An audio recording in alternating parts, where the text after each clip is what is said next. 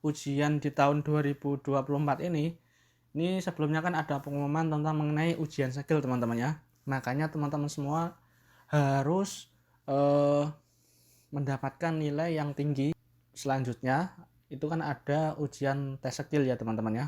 Itu bisa membantu teman-teman semua untuk bisa lulus, karena kita itu butuh nilai tinggi pertama, terus yang kedua juga harus di ujian skillnya harus tinggi juga. Assalamualaikum warahmatullahi wabarakatuh. Berjumpa kembali di channel YouTube saya Arisi Double S Double I. Aduh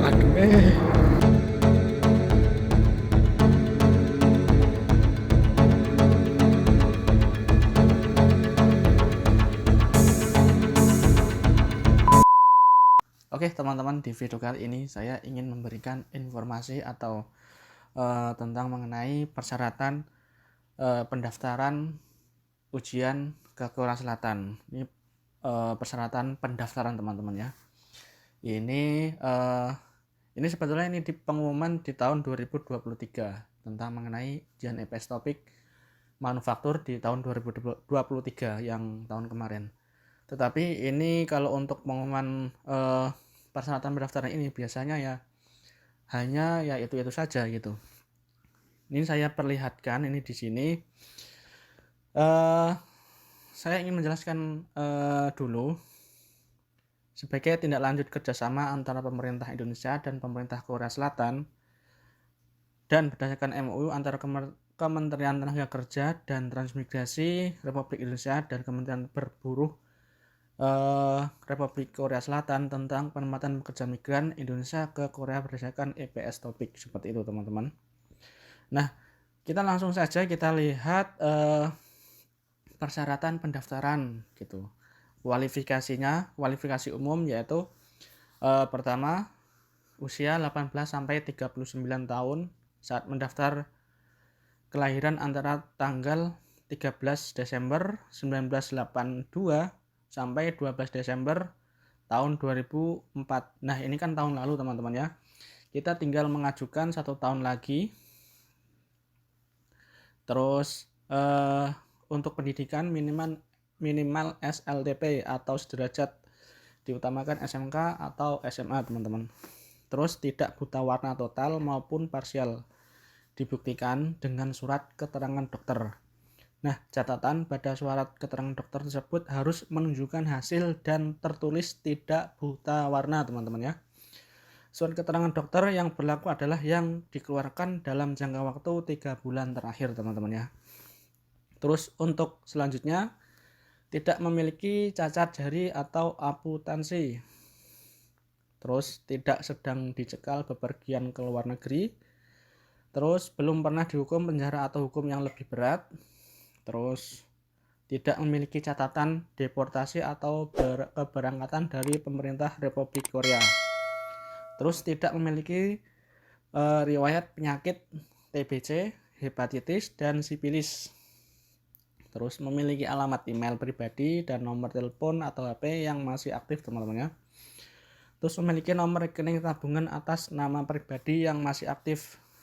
Terus tidak pernah bekerja di Korea Selatan lebih dari 5 tahun, termasuk penggabungan dengan menggunakan visa E9 dan visa E10. Nah itu terus ini adalah tahap-tahapannya. Oh ya, ini untuk ujian di tahun 2024 ini sebelumnya kan ada pengumuman tentang mengenai ujian skill teman-teman ya. Makanya teman-teman semua harus mendapatkan nilai yang tinggi nanti agar di masuk selanjutnya. Itu kan ada ujian tes skill ya teman-teman ya. Itu bisa membantu teman-teman semua untuk bisa lulus, karena kita itu butuh nilai tinggi pertama, terus yang kedua juga harus di ujian skillnya harus tinggi juga agar bisa lulus dengan setidaknya kabar gembira lah, seperti itu. Oke, mungkin nanti ini keterangan ini saya taruh di deskripsi ya teman-teman. Ini cuman hanya sarana sarana untuk mengetahui apa saja persyaratannya dan apa saja yang dibutuhkan. Oh ya, ini teman-teman, ini tempat pendaftaran online dilakukan secara online dengan mengikuti langkah-langkah mengisi form dan menyiapkan berkas dokumen, teman-teman ya. Terus metode pendaftaran online, ujian manufaktur dengan sistem poin. Pendaftar wajib memiliki alamat email pribadi yang masih aktif. Mendaftar diri atau mandiri dengan mengakses website http://siskop2mi.bp2mi.go.id, melakukan pengisian form pada aplikasi pra pendaftaran dan mengupload dokumen yang dipersyaratkan. Nah, ini dokumen yang harus dipersiapkan, teman-teman ya. Persyaratan dokumen: scan KTP yang masih aktif berbentuk file JPG. Teman-teman harus menyiapkan scan KTP yang masih aktif berbentuk JPG. Terus yang kedua, scan paspor yang masih berlaku minimal 1 tahun jika ada, berbentuk JPG. Terus file pas foto berwarna terbaru, latar belakang putih, bukan abu-abu atau biru muda, tidak berkaca, tidak menggunakan penutup kepala, terlihat dahi, telinga, tidak menggunakan baju berwarna putih, menghadap kamera dengan wajah penuh dan diambil dalam jangka waktu 3 bulan terakhir, teman-teman ya. Terus catatannya, file pas foto yang diupload adalah file asli dari kamera, bukan pas foto yang sudah dicetak kemudian di-scan, teman-teman ya. Terus yang keempat yaitu scan ijazah asli pendidikan terakhir, entah itu bisa ijazah SMP atau ijazah SMA, atau tapi saran saya ya kalau ada SMA ya SMA saja. Sebetulnya nggak harus SMA sih, SMP juga bisa.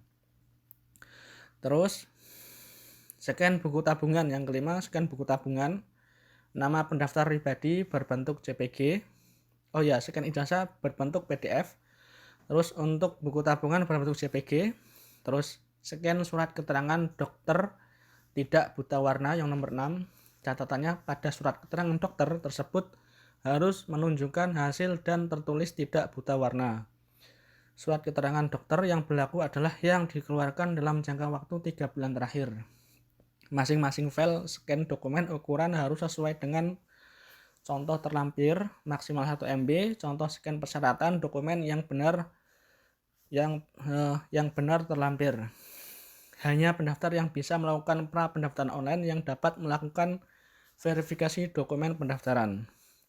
Nah, caranya ini seperti ini. Mungkin nanti teman-teman bisa lihat ini linknya, nanti tak taruh di deskripsi. Ini juga ada biaya-biayanya, tapi ini bukan di tahun 2024, teman-teman ya. Ini di tahun 2023. Mungkin ini bisa menjadi gambaran teman-teman semua untuk bisa mempersiapkan jauh-jauh hari sebelum ada